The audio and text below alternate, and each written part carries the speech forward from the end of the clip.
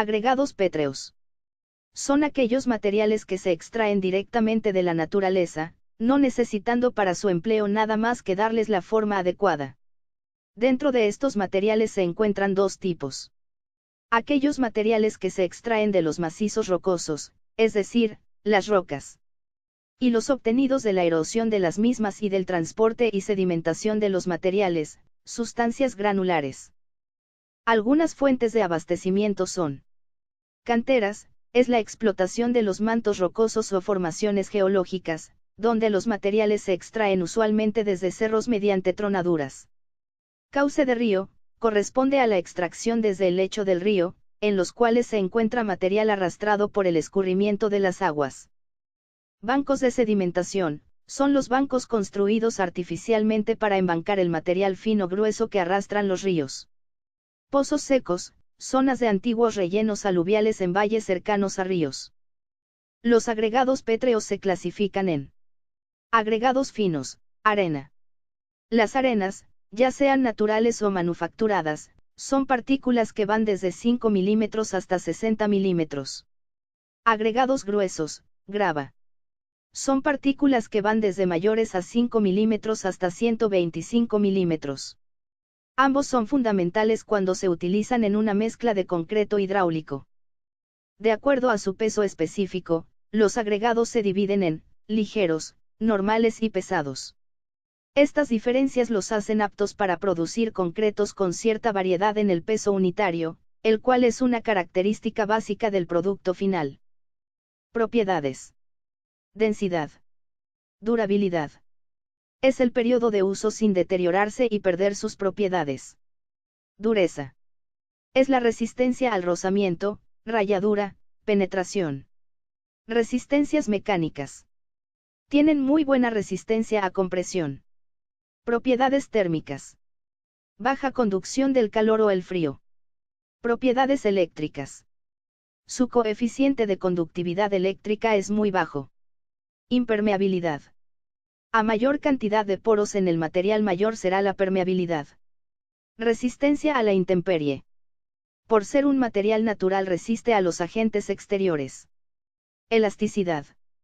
No son muy elásticos, pero se pueden presentar ciertas deformaciones elásticas. Combustibilidad. Se puede considerar de tipo medio-bajo, menor si el material presenta humedad. Producción. La importancia del uso del tipo y de la calidad correcta de los agregados no se puede subestimar. Los agregados finos y gruesos ocupan cerca del 60% al 75% del volumen del concreto, 70% a 85% de la masa, e influyen fuertemente en las propiedades tanto en estado fresco como endurecido, en las proporciones de la mezcla y en la economía del concreto. Empleo de agregados. Dado que las rocas son una materia prima básica e imprescindible en la construcción, es lógico que su uso y empleo sea grande y variado. Fábricas de sillares o sillerías. Muros de mampostería. Revestimientos. Repisas de ventanas.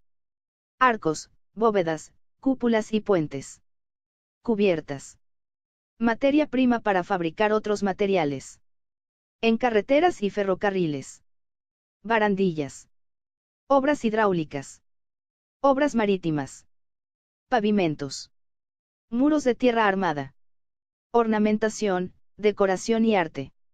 Columnas de piedra natural. Clasificación base a tablas. En función de la resistencia a compresión. Clase A. Resistencia muy alta, mayor de 2.250 kg sobre centímetros cuadrados. Clase B. Resistencia alta, de 1.125 a 2.250 kg sobre centímetros cuadrados. Clase C. Resistencia media, de 560 a 1.125 kg sobre centímetros cuadrados. Clase D. Resistencia baja, de 280 a 560 kg sobre centímetros cuadrados. Clase E. Resistencia muy baja, de 70 a 280 kg sobre centímetros cuadrados. Según su origen o procedencia. Ígneas son las más antiguas y se han formado por el enfriamiento y consolidación de magmes fundidos. Granito. Sienita. Basalto. Sedimentarias se han formado debido al transporte, acarreo, depósito y acumulación de materiales. Yeso. Quelices. Margas. Metamórficas se originan por metamorfismo fundamentalmente de las rocas sedimentarias. Pizarras. Mármoles. Pruebas a agregados. Antes de las pruebas de laboratorio, se deben realizar ciertos preliminares, como por ejemplo, muestreo de agregados pétreos, obtener y traer una muestra representativa del material que se va a emplear en la elaboración de las mezclas de concreto, para poder realizar los estudios o pruebas correspondientes de dicho material en el laboratorio.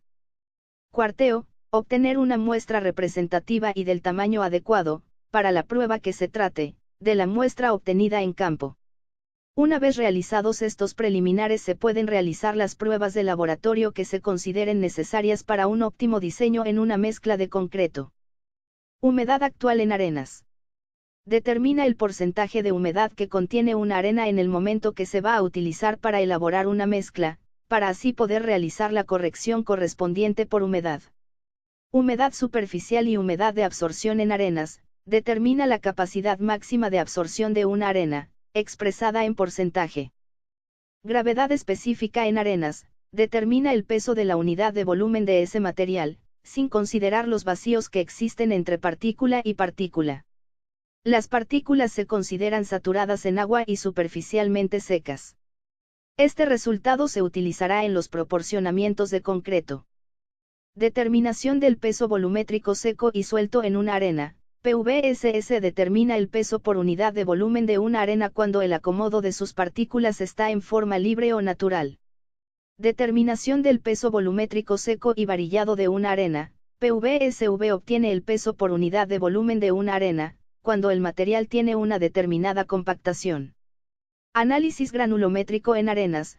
Pasar por una serie de mallas la muestra representativa de arena, para conocer la distribución de los diámetros de las partículas y el módulo de finura. Prueba de colorimetría en arena. Determina el contenido de materia orgánica en una arena, en forma comparativa, utilizando una solución de color normal. Sedimentación en arenas. Determina si el contenido de material fino que contiene una arena es aceptable para definir si se acepta o no para la elaboración de un concreto. Material que pasa por la malla 200 en arena. Determina la cantidad de materia fina que contiene una arena, cribándola por la malla número 200.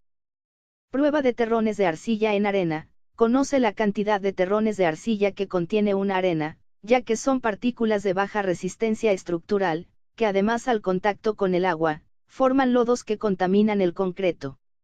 Densidad de la arena. Obtener el volumen obstáculo de las partículas de arena, es decir, el volumen efectivo, excluyendo los vacíos que se forman entre las partículas de arena cuando se acomodan una sobre otra.